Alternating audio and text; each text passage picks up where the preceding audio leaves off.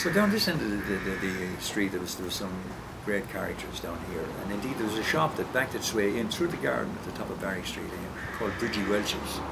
Now Bridgie Welch used to sell a cigarette and a match for a penny to all the fellas going to the secondary school inside the Mount Sign. And of course the big thing was to be able to smoke then. If you could smoke, you were really, you were after making it, you know. So they'd get the cigarette and they'd get the match and they'd light it up. And where would you say they'd all sit?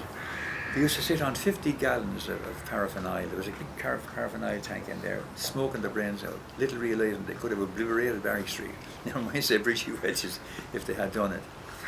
Bridgie, she had a lovely shop with her sister up there. Down below here then you had all great kinds. You had Blush Tracy.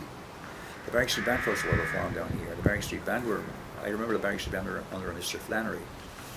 And they lived literally opposite here again. They had a band room and they had always attracted youngsters into the band.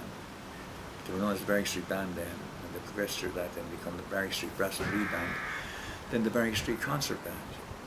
And there was down below them, Thompson's was obviously one of the great places. How would the Barrack Street Band have started off? What kind of instruments would they have had? They had brass instruments at the beginning. Just brass? Any particular brass? They went to Brass and Reed. Brass and Reed. Because Brass and Reed made them called, actually known as Barrack Street Brass and Reed Band. The reeds being the clarinets and the saxophones and, you know, the oboes. But they were always family orientated, and they're still there. They formed 300 years ago, but they're still there. And if you look back through the roots of the village, you'll probably find someone belonged to them back 100 years ago. Yeah. Was also a member of the band, you know. Another thing you were saying about was soccer. I was going to go back a little bit. The soccer and hurling. If you played soccer, could you play hurling? Well, in those days you didn't, because you incurred the wrath of certainly of the GAA, because if you played soccer you were persona non grata. They didn't want to know about you. And Davy Welch, the man I mentioned earlier, he was a marvellous hurler. I remember Paul go Fanine there, hooked around coming to Luke last Gael telling me that at one stage he could have made any Waterford team, he was so good. But he wanted to play soccer, it was his sport, you know. And they never taught anything to listen. The fact was the rules were there and they had to be adhered to.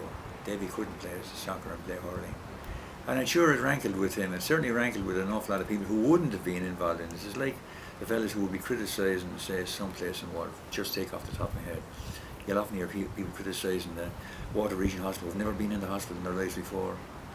But if you get to if you go further into it and say, well, what did you hear? Well, a fella's aunt, whose best friend's mother was in there. That's the kind of the fifth-hand thing you get, which, you know, that doesn't work. These people were all, anybody that was involved in soccer were deeply immersed in it, as they were in hurling. And at the top of Bunkers Hill, as we called it, every Sunday the Water were playing a home game. There could be anything up to 600 people standing up there, waiting for the Barrack Street Band to march up. Then they'd march out behind them, out to the soccer field in Kilcoan, and they'd march home behind them, because it wasn't a journey then anymore. So time for talking and getting a bit of physical exercise in, and you didn't realise the distance you were walking. Of course, we never took cognizance of the effect this was happening on the poor fellas in the band who were having to play all this music the whole time, you know. Blush Tracy was down there. Blush he ran a lovely shop down there. There was another May Glody. May Glody had a shop down there. There was a man there, Christy Cooney. Christy Cooney had a huge pair of arched legs. People could see he could put a barrel between his legs. He was so bandy, you know. And opposite him then was one of the most famous characters of any street, never mind say Barrack Street. He was a Protestant bishop called Daddy Curtis. And he and his daughter used to work down there with nothing, only natural herbs. And they made all their own medicines. He'd go out, often you see him going out with either a dog or a goat pulling a lovely little truck behind it, and they're walking out to collect herbs and collect flowers, and they're making up. And actually he was known in Waterford to a lot of people who come from outside of Barrack Street wouldn't have known, but he was known as the wart man, because if you had warts, you went to him. And the daughter would always say, there's somebody else for warts down here, Dad. And he'd come down straight away, and he'd tend to your warts. He had a great thing about the natural remedies ever before it became popular.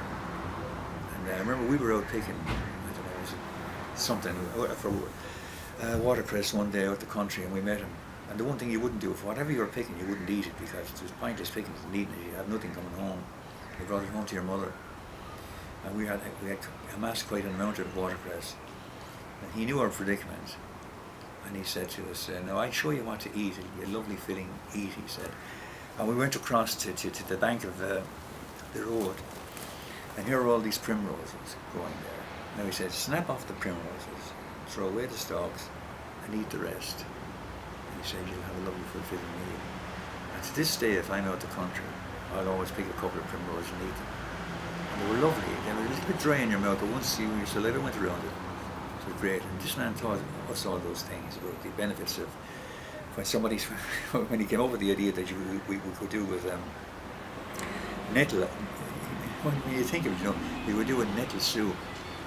I mean, they all thought he was mad. He was going up to the mental hospital, which was never referred to as the mental hospital. It always referred. You look up, you see the red brick.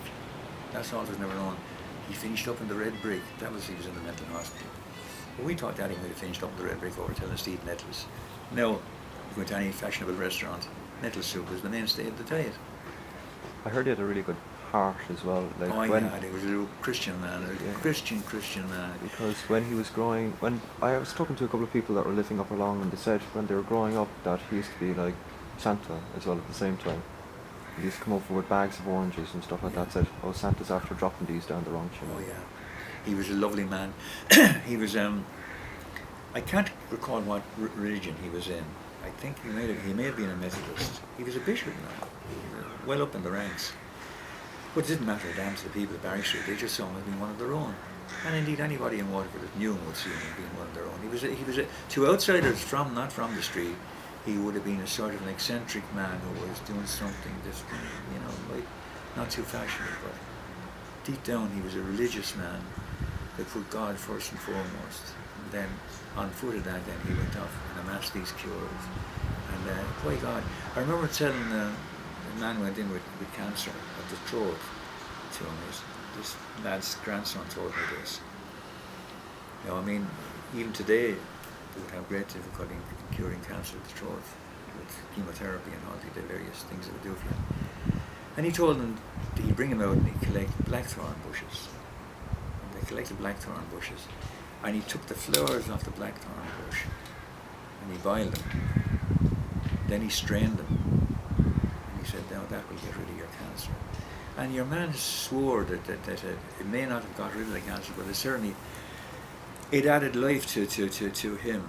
He got another couple of years out of it that he mightn't have got, and he had great faith in Daddy Curtis. And the fishing doctors wouldn't have been on, because the newest thing is alternative medicine then, What did they think of him?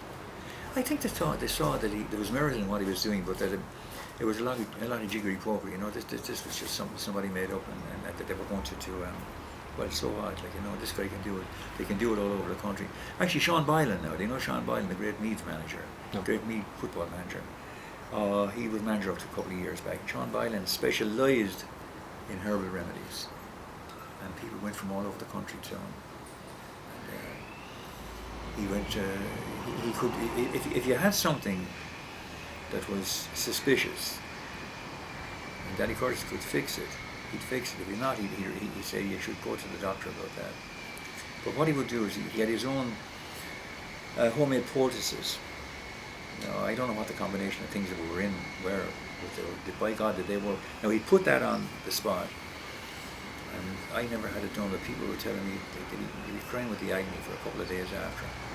But given a week, suddenly this thing would work, and they'd leave a mark forever in a day, because he took the whole growth. And one man told me that his father, he put it on his leg. When it was finished, Daddy Curtis took off the plaster off him, then pulled out what he could only describe as an octopus. Huge tentacles going the whole way down to his foot and going all over his body. This was the cancer. It was probably a benign cancer, but he was able to do those things, and people trusted him, which is the most important thing. They trusted him, Okay, I'm just going to stop that there.